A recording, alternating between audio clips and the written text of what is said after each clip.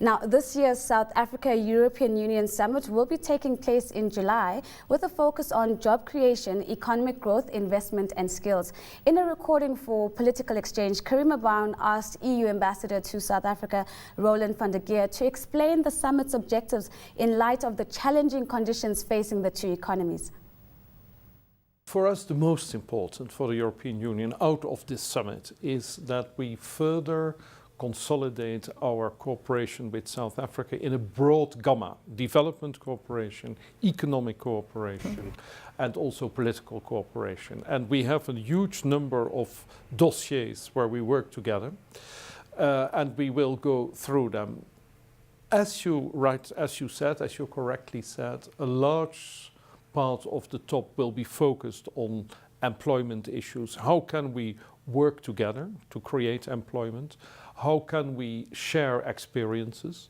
And against the backdrop of our economic situation, I think the European Union becomes more and more a valid partner for South Africa, because we are gaining a lot of experience in working with unemployment in Europe. And we would like to compare notes.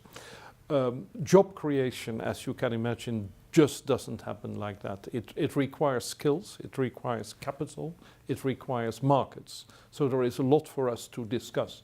And of course the presidents will not come up with concrete action plans, but they will discuss avenues, they will instruct us to work further, and they will cement the strong economic relations between South Africa and the European Union. Now, one of the issues that we touched on the last time when the summit concluded in Brussels, when I spoke with you, was the fact that there was a lot of optimism from European countries for South Africa as an investment destination. But since then, of course, we've had very negative economic news coming out of South Africa. We've got the very slow growth, and of course also the volatility of the rand, which affects the kind of trade relations, and any kind of deals that we do with the EU will, of course, become subject to these issues, particularly the volatility of the rand.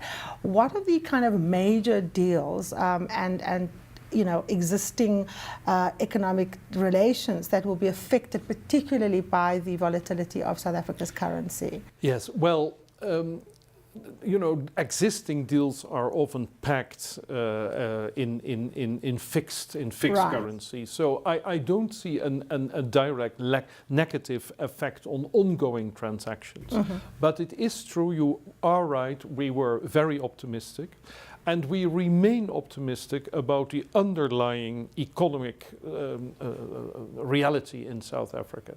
But it is true there is a lot of pessimism, and the pessimism in our view is largely politically induced. It is a psychological feeling of insecurity, whereas we do think that the hard economic facts are still very much in South Africa's favor. But of course we have this psychological dimension in the European Union as well. A lot of the sluggish economic growth in the European Union, or rather should I say the absence of economic growth in the European Union, is caused by very low consumer demand.